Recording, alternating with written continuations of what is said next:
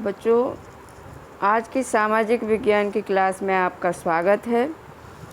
आज हम आपको भूगोल का पहला पाठ यानी समकालीन भारत में भूगोल है आपकी, इसका पहला पाठ संसाधन एवं विकास पढ़ाने जा रहे हैं। तो समझें, उन सभी वस्तुओं की सूची अगर बनाई जाए जो वस्तुएं गांव और शहरों में हमारे जीवन को आराम पहुंचाती हैं, तो इस सूची में वे सभी वस्तुएं आ जाएंगी जिनका मनुष्य अपने जीवन को आराम से जीने के लिए उपयोग में लाता है। तो इन वस्तुओं की सूची बच्चों आप भी बना सकते हैं कि आप लोग जो है अपने घर में किन किन चीज़ों का उपयोग करते हैं, और बनाइएगा। अब देखिए, हमारे पर्यावरण में उपलब्ध प्रत्येक वस्तु जो हमारी आवश्यकताओं को पूरा करने में प्रयुक्त की जा सकती है और जिसको बनाने के लिए प्रौद्योगिकी यानी हर वस्तु कहीं ना कहीं बनाई जाती है। पहले जब प्रौद्योगिकी नहीं थी, कोई भी मशीनरी नहीं बनी थी, तब मतलब हर काम व्यक्ति हाथों से करता था। लेकिन अब प्रत्येक कार्य के लिए मशीन बन गई है और बड़े बड़े कारखानों में हर चीज़ बनाई जाने लगी है। तो इसीलिए इसके लिए प्रौद्योगिकी शब्द का उपयोग किया गया है, जो आर्थिक रूप से संभाव्य और सांस्कृतिक रूप से मान्य है, एक संसाधन है। हमारे पर्यावरण में उपलब्ध वस्तुओं की रूपांतर प्रक्रिया यानी हमारे पर्यावरण में जितनी भी वस्तुएं हमारे मतलब उपलब्ध हैं, उनका रूप बदलना प्रकृति, प्रौद्योगिकी और संस्थाओं के पारस्परिक क्रियात्मक संबंध में निहित है। मतलब प्रकृति से प्राप्त वस्तुएं, उनको विभिन्न संस्थाओं के द्वारा बनाना, उनका रूप बदलना, और ये सब मनुष्य के ही द्वारा होता है। तो इसको इस चित्र के या मनुष्य के लिए होता है, इस चित्र के माध्यम से भी हम लोग समझ सकते हैं। जैसे ये मैंने चित्र बनाया है भौतिक पर्यावरण, यानी प्रकृति से जो भी चीज़ें हम लोगों को प्राप्त हैं, और प्रौद्योगिकी यानी विभिन्न उद्योग धंधे, और विभिन्न उद्योग धंधे कौन बनाता है, कौन स्थापित करता है, इसके लिए कुछ संस्थाएं होती हैं, और इन सब चीज़ों से जो भी चीज़ बनती है उसका उपयोग हम सभी मानव करते हैं। अब प्रकृति, प्रौद्योगिकी और संस्थाओं के मध्य अंतर संबंध को समझेंगे।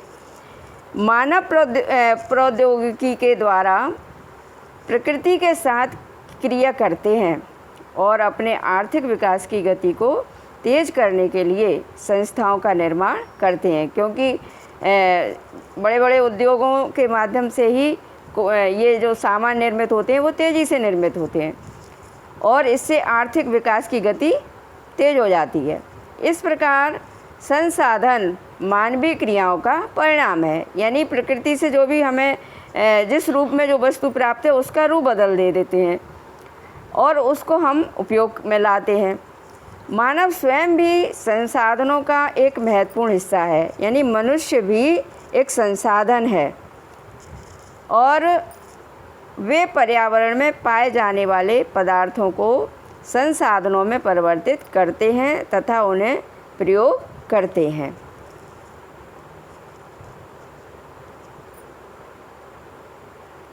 अब देखिए संसाधनों का वर्गीकरण।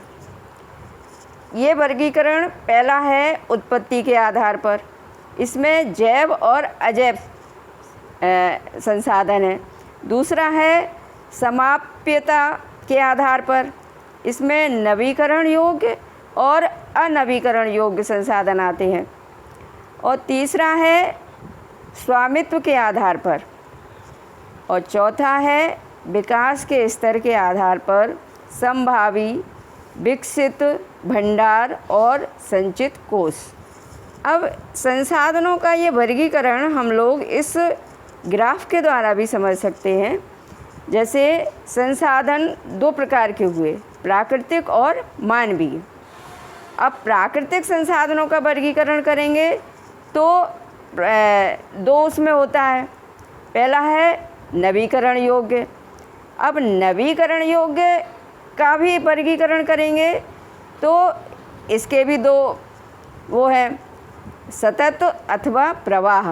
नवीकरण योग्य संसाधन में दो प्रकार के संसाधन हैं, पहला सतत या प्रवाह, तो इसमें आता है पवन और जल, ये बहने वाली चीज़ें हैं। और दूसरा है जैव। जैव संसाधन में आते हैं प्राकृतिक वनस्पति, यानी जितने भी ये पेड़ पौधे हैं, वन और वन के जीव। और अनवीकरण योग्य संसाधन, ये दो उसमें इसका वर्गीकरण है। पहले में पुनः चक्रीय, जैसे धातु आती हैं, सभी प्रकार की धातु। और दूसरा है अचक्रीय, इसमें जीवाश्म ईंधन। तो जो पहला है इसमें अनवीकरण वाले में, ये जो चक्रीय है इसका मतलब है कि धातु का हम उपयोग करके और फिर से उसका रूप परिवर्तन करके दोबारा से उपयोग कई बार उपयोग कर सकते हैं। और जो जीवाश्म ईंधन है दूसरा, इसका मतलब इसका उपयोग एक बार करने के बाद फिर नहीं कर सकते, इसलिए ये अचक्रीय कहलाता है। अब मानवीय संसाधन दो प्रकार के हैं, संरचनाएं एवं संस्थाएं, और दूसरा है मात्रा एवं गुणवत्ता।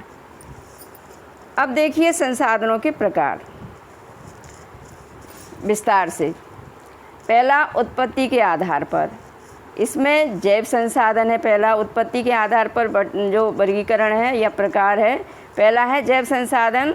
इन संसाधनों की प्राप्ति जीव मंडल से होती है और इसमें जीवन व्याप्त है, जैसे इसमें मनुष्य इसी में आते हैं, और वनस्पति जात यानी पेड़ पौधे सभी, और प्राणी जात यानी छोटे छोटे कीड़े मकोड़ों से लेकर के सभी जिनमें मतलब जान है, और मत्स्य जीवन और पशुधन, ये सब जैव संसाधन के अंतर्गत आते हैं।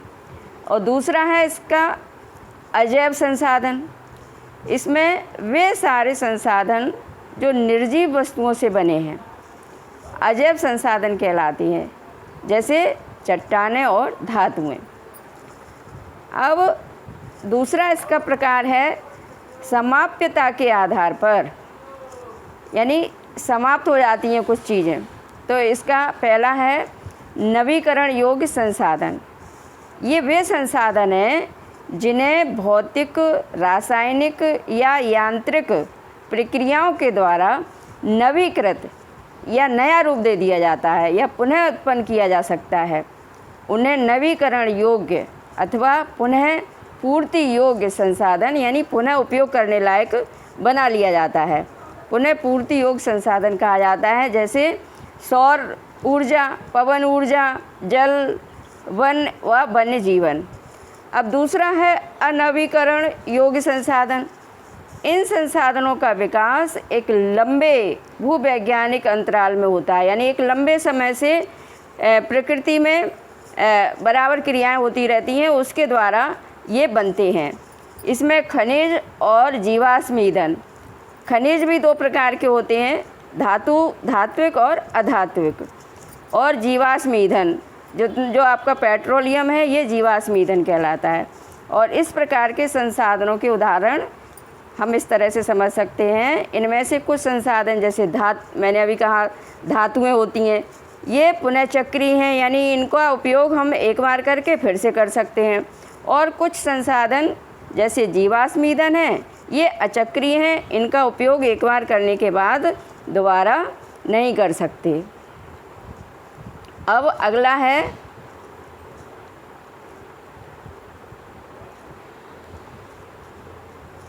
स्वामित्व के आधार पर। इसमें पहला है वर्गीकरण या प्रकार व्यक्तिगत संसाधन। संसाधन निजी व्यक्तियों के स्वामित्व में भी होते हैं, यानी निजी व्यक्तियों की संपत्ति कह सकते हैं इसे। जैसे बहुत से किसानों के पास सरकार द्वारा आवंटित भूमि होती है और जिसके बदले में वे सरकार को लगान देते हैं। अब इसमें गांव क्षेत्र में कुछ ऐसे भी होते हैं लोग जिनके पास भूमि नहीं होती है, लेकिन वो भूमि के ऊपर काम करते हैं। और शहरों में भूखंड होते हैं, उनके मालिक होते हैं लोग, और घर होते हैं, और सारी जायदाद भी होती हैं जिनके लोग मालिक होते हैं, जैसे बाग, जैसे चरागाह, तालाब, कुआं, इस तरह की। और इस स्वामित्व के आधार पर दूसरा प्रकार है सामुदायिक स्वामित्व वाले संसाधन। और ये संसाधन समुदाय के सभी सदस्यों को उपलब्ध होते हैं। जैसे गांव की सामलात भूमि, यानी जिसका उपयोग सभी लोग करते हैं, जैसे चारण भूमि मतलब पशुओं को चराने वाली भूमि, शमशान भूमि जहाँ शवों को दफनाया मतलब अंतिम संस्कार किया जाता है, और तालाब, इस तरह की। और नगरीय क्षेत्र के सार्वजनिक पार्क, पिकनिक स्थल और खेल के मैदान आदि। और इसका तीसरा प्रकार है राष्ट्रीय संसाधन। राष्ट्रीय संसाधन यानी देश के पास देश जिन चीज़ों का मालिक होता है। तकनीकी तौर पर देश में पाए जाने वाले सारे संसाधन, यानी किसी भी देश में जितने संसाधन पाए जाते हैं वो सब राष्ट्रीय होते हैं। और देश की सरकार को कानूनी अधिकार होता है कि वह व्यक्तिगत संसाधनों को भी आम जनता के हित के लिए अधिग्रहित कर सकती है।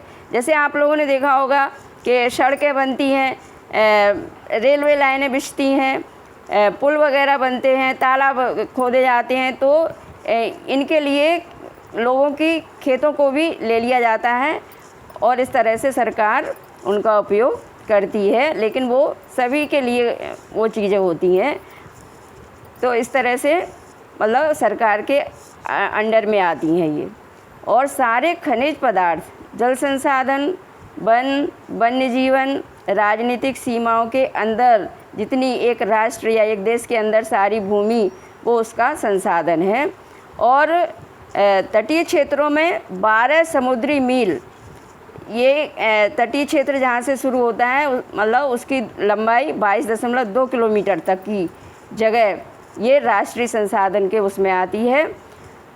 और महासागरीय क्षेत्र, भूभागीय समुद्र व इसमें पाए जाने वाले संसाधन, यानी इतनी 22.2 किलोमीटर तक की दूरी जो महासागर वाला जो तटीय क्षेत्र है उसमें जितने भी मतलब जो कुछ भी पाया जाएगा खनिज वगैरह, वो उस राष्ट्र की संपदा होगी।